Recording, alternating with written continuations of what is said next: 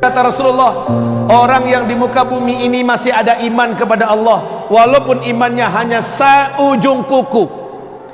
Orang ini hanya kenal dengan Allah dan percaya Allah ada dan pandai melafazkan kalimat Allah, dia akan didatangi oleh angin lembut ini. Walaupun dia di gunung, kata Rasul, walaupun dia di dalam gua, walaupun dia ada di pulau, dimanapun orang itu berada, angin ini akan sampai kepadanya. Saat terhirup olehnya angin itu, saat angin tersebut menyentuhnya, dia meninggal di tempat. Serentak satu muka bumi, orang Islam, umat Nabi Muhammad meninggal dunia.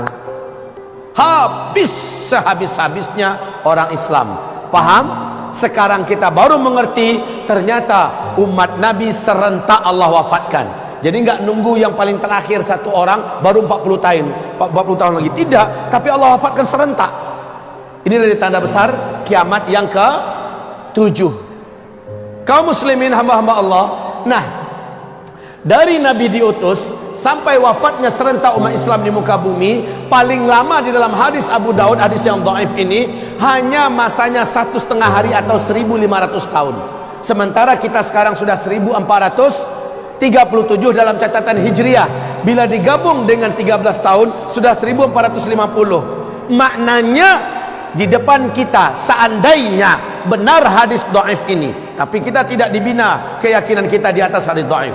Seandainya ini benar, berarti di depan kita hanya 50 tahun lagi orang Islam adanya. Wallahu a'lam, apakah dalam 50 tahun ke depan itu benar terjadi atau lebih cepat daripada itu. Wallahu a'lam, kita serahkan ilmunya kepada Allah Subhanahu wa taala. Selanjutnya kaum muslimin, selesai. Tanda besar kiamat yang ke-8, 9, 10 ini hanya orang-orang kafir saja akan menyaksikan. Nabi bersabda, tidaklah yang menyaksikan kiamat melainkan seburuk-buruk manusia, sekafir-kafir manusia, sejelek-jelek nasib manusia di dunia, merekalah yang akan menyaksikan kiamat besar, kehancuran alam semesta.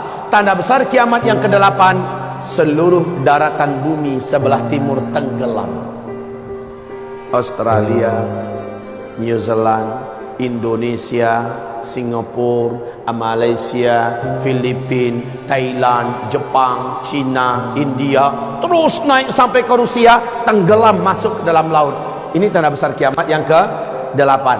Tanda besar kiamat yang ke-9 langsung menyusul dalam waktu yang bersambungan. Tenggelamnya seluruh daratan bumi yang ada di sebelah barat. Brazil, Suriname, Amerika Serikat, Eropa, seluruhnya tenggelam masuk ke dalam laut.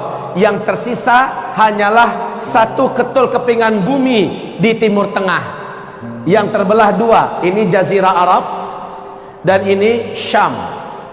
Syam sekarang adalah Yordania, Lebanon, Suriah dan Palestina. Sementara Jazirah Arab, Arab Saudi, Qatar, Kuwait, Bahrain, Uni Emirat Arab, Oman dan Yaman. Yang nanti namanya akan kembali seperti Jazirah Arab, ini akan kembali namanya kepada Syam. Cuma ini yang tersisa. Tanda besar kiamat yang ke-10 kata Rasulullah di Jazirah Arab. Kata Rasulullah, tanda besar kiamat yang ke-10, dari dalam perut bumi Yaman akan muncul api raksasa setinggi-tinggi gunung dan bukit. Panas sekali api itu. Rasulullah bersabda, manusia yang hidup di sini akan lari tunggang langgang menuju negeri Syam.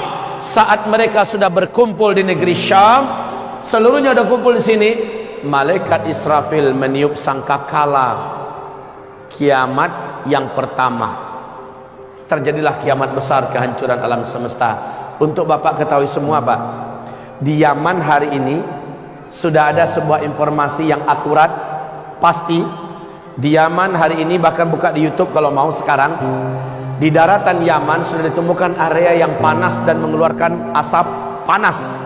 Ketika didekati oleh pakar-pakar dan ahli bumi, ahli tanah mendekat ke sana, ternyata kawasan tersebut sudah ditemukan lubang-lubang dan retakan-retakan tanah. Dari sela-sela lubang itu, Pak, kelihatan ada gelombang tekanan api yang sangat padat di dalam tanah. Dilihat kira-kira sekian puluh meter, sekian puluh meter, sekian ratus meter, sama, Pak, di dalamnya ada gelombang tekanan api yang sangat padat. Sampai hari ini belum diketahui berapa sumber energi api yang ada di dalam itu. Allah